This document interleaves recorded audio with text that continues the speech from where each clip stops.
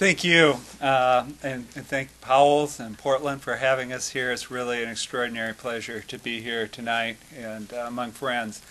Last night we were doing the same sort of thing at Evergreen State College and looking around the group, and of course that was Rachel's college. And I thought back last night to 29 years prior to that when we were sitting around our home with friends at a party, and the party got quieter and more quiet because everybody was timing Cindy's contractions. And 29 days and about, I don't know, 14 hours. 29 years and 14 hours ago, Rachel was born. So this is her birthday. And she'd be 29 years old today. Thank you for being here for the birthday party.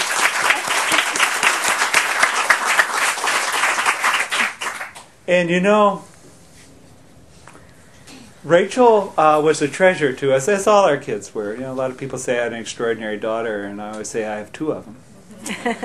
And but Rachel was always a kid in the corner, either drawing or writing.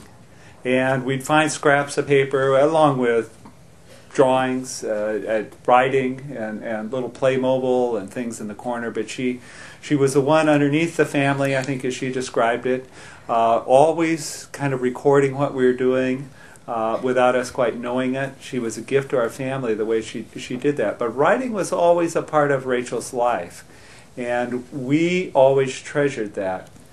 When she was killed, she had written to our family, mostly to Cindy, but then we spread it out to the family, all these powerful email that came back from Gaza, and a cousin of mine, just an hour or so after we heard the news that Rachel was killed, called, and Cindy said to him, we have to get her email out, we have to get her writing out. And it was just really, I think, a matter of hours, but maybe a day after that we heard that the Guardian newspaper was going to do an article on Rachel and would like some of her writing from which to take maybe a few quotes or something like that. And we sent off this stack of email electronically, and about a day after that we got back an email from their editor saying, this is some of the most personal and powerful writing we've seen about Gaza in years.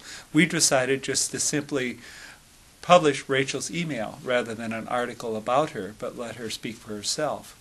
And that really started a chain of events that ended up in this book. A friend of the British actor Alan Rickman, a friend of his, was reading The Guardian that day and handed it to Alan and said, read this. And Alan picked it up, and he was working with the Royal Court Theatre, and he took it down there and he says, we need to work with this. We need to see if there's something we can do theatrically to work with this writing. And so the Royal Court Theatre got a hold of our family, and of course we had no idea what was going on, but they made contact with us. We talked to them about 6 months later, actually, on our way back from Israel and Palestine, the first time we were over there, and talked with Alan Rickman, who was part of the group, and others there that I don't really remember now. And I didn't, actually, it's kind of funny, because we got done with that talking, and in that I said, you know, Rachel was a writer all of her life. It's not just the emails from Gaza, but would you be interested in any of her other writing? And Alan said, yeah, he would be. But we got done with that meeting, and we got outside, and I said to Cindy, we're supposed to know the actor with a deep voice. And then a couple hours later, I said, Sense and Sensibility, you know, he's insane. And of course, he's got this long list of both theater and movie credits. But it was Alan and then an editor of The Guardian, a different editor, Catherine Viner, that first edited Rachel's work and made the play My Name is Rachel Corrie, which is now playing in several places around the United States and in Canada, and I'm not sure where else over the world, but a few weeks ago it opened in Arabic in Haifa by a Palestinian Israeli, and she did it very powerfully, and Cindy and I were just there, just came back about a week ago from seeing that play, and it was amazing. In fact, some people from the Royal Court came to watch that, including Catherine Viner, like I say, one of the original editors, Elise Dodson, who worked on it as their international international producer, and then the first person to play Rachel, Megan Dodds, was there. And so Megan came to see this other, this Palestinian Rachel. And then a young woman from Iceland came, and she's working on a translation into Icelandic, and she wanted to see Israel. So it's kind of amazing. I tell people I really think it will play this year on every continent of the world except Antarctica. We don't have any plans to put it in Antarctica, but we can work on it, you know. So with that, the writing came out, and some of you may know it sort of faltered as coming to New York, but did come in the fall then of 2006. But in the spring, when the New York Theater Workshop kind of backed out of it, then a group sprang up called Rachel's Words, and they were having people read her email, which were available while the play was not, instead of the play, and that started another circle of Rachel's Words going. So in the middle of all that, I think it was Catherine Viner and Alan Rickman who first said, you know, you need to take this work that we're reading and put it into a book rather than having the edited parts out into a play. People need to be able to see what Rachel first wrote. So we tackled that, and luckily Sarah really put it all together. Most of this book is really due to Sarah getting it done, but I'm happy to take credit for it anyhow.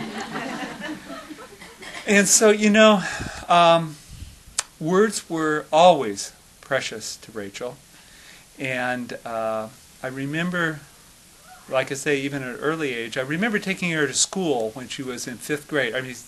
To my office when she was in 5th grade, about 10 years old. And adults always ask the kids the same obnoxious question, you know, what do you want to be when you grow up? And so a friend of mine says to Rachel, what do you want to be when you grow up? And Rachel stared him right back in the eye and said, I am a poet. So words were precious to Rachel, and her words have been a treasure to our family, and a gift to us. And with this book, we make that gift to you. So thank you.